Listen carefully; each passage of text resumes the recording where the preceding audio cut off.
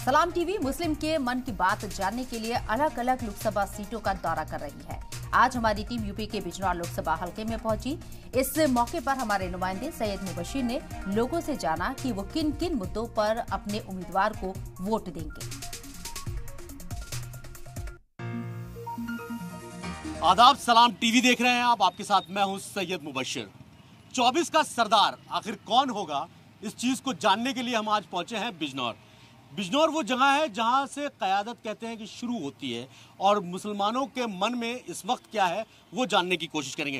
ख़ास तौर पर जितने भी इलाके हैं, ख़ास तौर पर मुसलमानों के जो इलाके हैं, कहीं ना कहीं चाहे वो डेवलपमेंट की बात हो, एजुकेशन की बात हो, या फिर और दूसरे जो मुद्दे हैं वो पीछे छूट जाते हैं। नेता आते हैं, वादे करते हैं और बिना निभाए 5 साल के लिए गायब हो जाते हैं। बहुत सारी शिकायतें हैं, बहुत सारी चीज़ें हैं यहाँ पर जिसको जानने की हम कोशिश करेंगे और बात करेंगे उन मुद्दों की जिन मुद्दों के आधार पर इस बार यहाँ के मुसलमान अब वोट करने वाले हैं। सबसे अहम चीज़ यहाँ पर है कि बिजनौर एक ऐसा शहर है जिसकी तारीख में बहुत सारी मिसालें देखने को मिलती हैं, लेकिन बिजनौर अभी तक उस डेवलपमेंट के म्यार पर क्यों नहीं पहुँचा, इसको भी हम जानने की कोशिश करेंगे। या फिर एक बार वही होगा, जज्बात या हालात, लेकिन अब फैसला आपका होगा।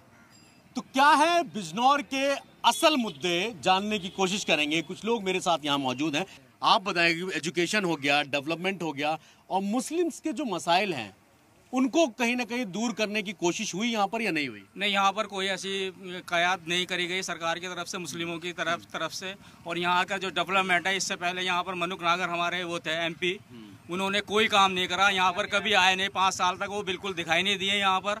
तो इस बार उनको तो अपना आप ही चले गए वो यहाँ से इस बार। और हमारे यहाँ की सड़कें देखिए आप, जाकर के बैराज से आप भी आ रहे हैं उस रोड से, पूरी तरीके से ख़राब है। मीरापुर तक पूरा रोड ख़राब है, कोई सड़क नहीं, गड्ढे भरे जा रहे हैं खाली। सरकार ने कुछ काम नहीं किया है। सांसद से कभी शिकायत की कि भाई डेवलपमेंट, हमने भी आपको वोट दिया मगर कभी जब वो आए नहीं तो कैसे करेंगे शिकायत, किससे करेंगे? इस बार के मुद्दे आप लोगों के लिए खास तौर पर और मुसलमानों के खास तौर पर इस इलाके के मुद्दे ऐसे क्या हैं जिन मुद्दों के आधार पर आप लोग वोट करेंगे? सबसे बड़ा मुद्दा है भाईचारा, जो कि खत्म हो चुका है। मुसलमानों को कोई कुछ नहीं देने वाला, ना हमें किसी से चाहिए। हमें चाहिए सिर्फ आपस में हिंदू, मुस्लिम, सिख, ईसाई सब प्यार मोहब्बत से रहे। नेताओं से यही गुजारिश है कि आप आ जाइए, कुर्सी पे बैठ जाइए, लेकिन काम वो करिए जिससे देश का भला हो, देश आगे बढ़े, प्यार मोहब्बत से रहे। बस जाहिर सी बात है, नेताओं के कंधों पर जिम्मेदारी इसी बात की होती है कि देश आगे बढ़े, इलाके का डेवलपमेंट हो। लेकिन डेवलपमेंट के नाम पर सबसे पहले ही आपने सुन लिया कि जो सड़कें हैं वो आज भी खस्ता हाल है। वजह उसके पीछे की साफ है कि वोट तो ले लिया, 5 साल के लिए गायब हो गए। अब क्या क्या और मुद्दे, कुछ बुजुर्गों से बात करते हैं। चाचा, आपके हिसाब से क्या मुद्दे होने चाहिए इलाके को लेकर? आप मुद्दे हमारे हिसाब से तो ये होने चाहिए कि सब पे जो है ये एकता रहे सबके यहाँ। तो 1947 से अब तक, जब तक आज़ाद हुआ है, हिंदुस्तान आज़ाद हुआ है, अब तक मुसलमानों के साथ में सबने भेदभाव किया है। हम नहीं चाहते कि भेदभाव हो। और ये आए हैं 5 साल के लिए, आगे चले जाए। हमारे 5 साल ये रह गया मनुक नागर जी, आज तक शक्ल 5 साल में दिखाई गई। हमारी हुकूमत से एक बात यह है, हमारी BJP से कोई नाराज़गी नहीं है, कोई लड़ाई नहीं है। हमें जो राशन दिया जा रहा है, हमें राशन पैसों का दो, हमें फ्री राशन नहीं चाहिए। हम हर चीज़ मोल को लेकर खा रहे हैं, हम राशन भी मोल को लेकर खा लेंगे, लेकिन सब चीज़ें जो भी है सब सस्ती होनी चाहिए। दवाइयाँ सस्ती होनी चाहिए, पढ़ाई सस्ती होनी चाहिए, तेल घी सब चीज़ सस्ती होनी चाहिए। हम ये अच्छा, बात करते हैं स्कूल की। कुछ नौजवान भी यहाँ पे हैं, मैं आपसे जानना चाहूँगा, क्या नाम है आपका? फैसल वसी।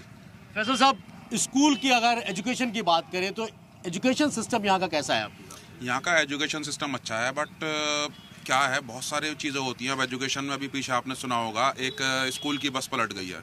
तो प्रशासन को इस चीज़ पे ध्यान देना चाहिए, सरकार को इस चीज़ पे ध्यान देना चाहिए। वहाँ पे बसें जो लगी हैं ट्रांसपोर्ट की, उसको जो है सही सलामत देख करके, उसकी सर्विस वगैरह कैसी है, उसकी बॉडी कैसी है, वो देख करके लगानी। आप कितना पढ़े हैं, मैं तो ये जानना चाहूँगा? जी, मैं डॉक्टर शारिक, मैं यहीं से। आप डॉक्टर हैं? हेल्थ के नाम पर यहाँ पर कितनी सुविधाएं हैं अभी? देखिए, हेल्थ के नाम पे अभी तो हाल फिलहाल में मेडिकल कॉलेज बन रहा है। कई साल से अखिलेश सरकार से ये पेंडिंग था, अब जाके योगी सरकार में पूरा हो रहा है। मगर मेरा सवाल ये है कि जो पिछले सांसद थे मनुक नागर जी, हाल ही में RLD में शामिल हुए हैं, वे पिछले 5 साल में TV पे तो बहुत दिखाई दिए, लेकिन आप क्षेत्र में किसी से ही पूछ लिए, इतने लोग खड़े हैं, कोई एक बात बता देगा कि बच्चा भी नहीं बता सकता उनका नाम था क्या।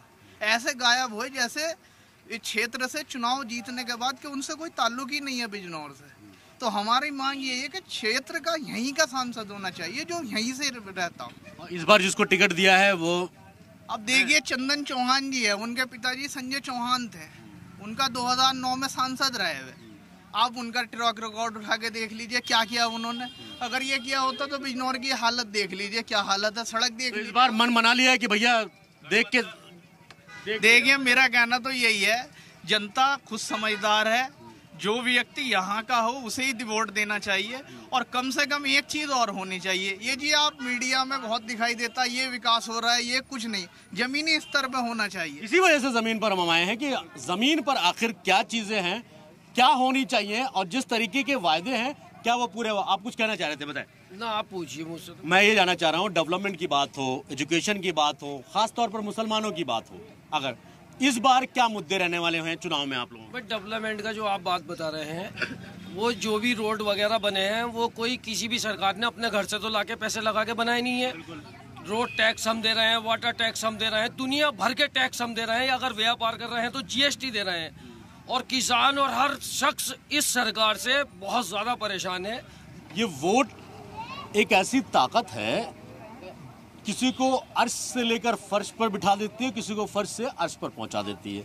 लेकिन मुसलमानों को लेकर जिस तरीके की चीजें और खास तौर पर जिस तरीके से माहौल बनाने की एक कोशिश होती है, उसको कहीं ना कहीं नकारने की बात है। यानी आपसी भाईचारा जो है वो बना रहे, सबसे अहम चीज है, क्योंकि काम किसी का भी एक दूसरे के बगैर नहीं चलना। यही हिंदुस्तान की खूबसूरती कह लीजिए या कह सकते कि आपसी भाईचारा है कि आज भी कुछ ऐसी चीज़ें हैं जिनकी वजह से कहीं ना कहीं हिंदुस्तान का जो मुस्तकबिल है वो आज भी बरकरार है। हालांकि सरकारें आएंगी जाएंगी, वायदे होंगे, बहुत सारे निभाए जाएंगे, बहुत सारे नहीं निभाए जाएंगे, लेकिन और भी कुछ है। कुछ बुजुर्ग हैं जो उनसे भी एक बार बात करते हैं। चाचा क्या नाम है आपका? मेरा नाम अब्दुल हकीम है। एक चीज़ मैं जानना चाहूँगा, आपने अपनी एक उम्र गुजार दी, यही के लोकल हैं आप? जी यही बनते हुए भी देखा, बिगड़ते हुए भी देखा, अब क्या उम्मीद लग रही है? देखो जी, उम्मीद के लिए तो अभी हम ये नहीं कह सकते कौन किसके लिए क्या करेगा है, लेकिन एक बात यह है कि हुकूमतें आती हैं जाती हैं, MP आते हैं चले जाते हैं, कोई दिक्कत नहीं है, आएंगे फिर भी आएंगे, लेकिन हमें एकता चाहिए, भाईचारा चाहिए। रोड पे अगर कोई पड़ा हुआ है तो वो हिंदू हो या मुसलमान हो, हमें चाहिए वो उसको लेके जाए पहले अस्पताल। ये चीज़ें हमारे यहाँ ख़त्म होती जा रही हैं, हमें एक चीज़ नहीं चाहिए, हमें एकता चाहिए। अच्छा, मुद्दों की मैं बात करूँ चाचा कि क्या मुद्दे क्या है इस बार, अगर आप लोग वोट कर रहे हैं तो किन मुद्दों के को ध्यान में रख के कर रहे हैं कि भैया ये काम है मेरा होना चाहिए तब तो मैं इसको वोट दूंगा, ये चीज़ें होनी चाहिए, सड़कें ठीक होनी चाहिए, नाली गलंजा ठीक होना चाहिए, दूसरी तरफ हॉस्पिटल हो, एजुकेशन के लिए स्कूल हो, ये सब चीज़ें हैं या नहीं? नहीं, ये तो यहाँ नहीं, बिजनौर में तो नहीं है, लेकिन हम चाहते हैं कि सब कुछ मौजूद हो। तो मुद्दे तो है ना, फिर ये चीज़ मुद्दे यही है, हमारे यही मुद्दे हैं। अस्पताल में दवाइयाँ मिलनी चाहिए, डॉक्टर नहीं देख रहा है, कोई डॉक्टर देखने को तैयार नहीं है किसी कीमत पर भी। 1-1 लाख मुद्दे हैं, करोड़ों मुद्दे हैं। बताइए क्या क्या मुद्दे आप लोगों के साथ? ये सबसे बड़ा महंगाई का मुद्दा है, बेरोजगारी का मुद्दा है, और ये जो पशु शहर के अंदर पलायन कर गए, ये कहा था सरकार ने इन पशुओं को पशुशाला दी जाएगी। यहाँ आज भी पशु एक्सीडेंट में मरते हैं, क्या वो भी अल्लाह की देन है कि वो पशु एक्सीडेंट में मर रहे हैं? उन पशुओं की कोई देखरेख नहीं होती, ये बेचारे कभी इधर से उधर। अभी एक बीमारी लग गई थी, उस बीमारी में सड़ के मरे हैं पशु, हजारों की तादाद में मर गए, लाखों की। सरकार ने कोई ध्यान नहीं दिया? सरकार ने ध्यान दिया होता तो ऐसे मर जाते हैं। अगर आप लोग ही ध्यान देते सरकार के ऊपर तो ये भी ना मरते, तब भी ना मरते। ये तो वहाँ जाते नहीं ना, जहाँ सड़ रहे हैं। मैं एक चीज़ और जानना चाहूँगा यहाँ पे। चलिए, आपने ये बहुत अच्छी बात कही कि भाई जो खुले में जानवर पशु चरते हैं वो भी कहीं ना कहीं एक मुद्दा है, वजह क्योंकि सरकार ने उसका मुद्दा बनाया हुआ है। बेजुबान जानवर हैं, उन बेजुबानों के साथ साथ यहाँ जो जिंदा इंसान है उन पे भी जुल्म हो रहे हैं। अभी कोरोना आया था, हजारों लाशें हमने देखी और आपने भी देखी। सरकार की तरफ से कोई इंतजाम नहीं था? क्या इंतजाम था? लोग सिलेंडर के लिए, ऑक्सीजन सिलेंडर के लिए मारे फिर रहे थे। मेरे बहन और बहन हुई कोरोना पीड़ित रहे, और हम रातों को करीबन 200 किलोमीटर से सिलेंडर लेने जा रहे हैं, यहाँ सिलेंडर भी अवेलेबल ना थे। सरकारी अस्पताल ही जब एक है तो कैसे हो? भाई सरकारी अस्पताल एक है तो यहाँ तो इन्होंने सरकार को, जब कोरोना आया पहले भी लॉकडाउन लगाया, तो पहले लॉकडाउन में कोरोना इतना नहीं था, दूसरे में मोदी जी को पता भी नहीं था कि इतना तेज हो जाएगा, तो पहले रोकथाम कर लेते।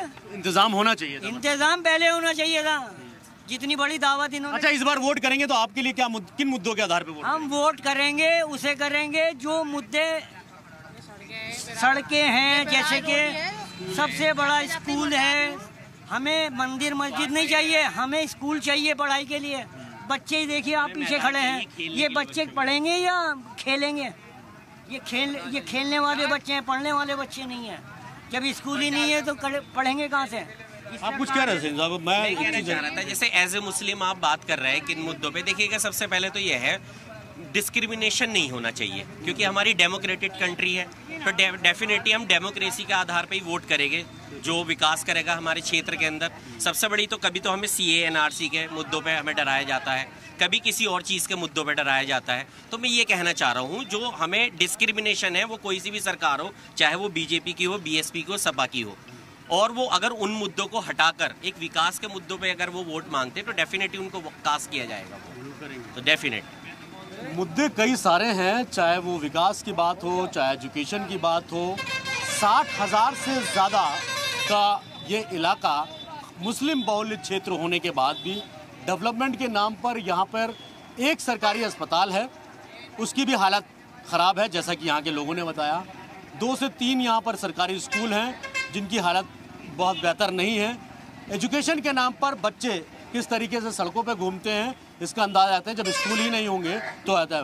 महंगाई एक अहम मुद्दा है। दूसरा सबसे अहम चीज़ है जो आवारा पशुओं को लेकर सरकार ने बड़े बड़े वादे किए, बड़ी बड़ी बातें कही, आज भी उन आवारा पशुओं की वजह से रोज़ाना एक्सीडेंट होते हैं। बुलंदशहर हो या दूसरे जो और इलाके हों, जो बिजनौर के आसपास के जो इलाके हैं, उन सभी इलाकों में अगर हम बात करें तो इन सब चीज़ों का जो मुद्दा है, ख़ास तौर पर मुसलमानों के जो मन में है, वो सबसे अहम चीज़ निकल कर जो सामने आई कि हिंदुस्तान के अंदर आपसी भाईचारा पैदा हो, ना कि ये तफरका हो जिससे 2 भागों में 2 लोग बढ़ जाएं और आज भी अपने भाई को भाई कहते हुए शर्मिंदा होना पड़े।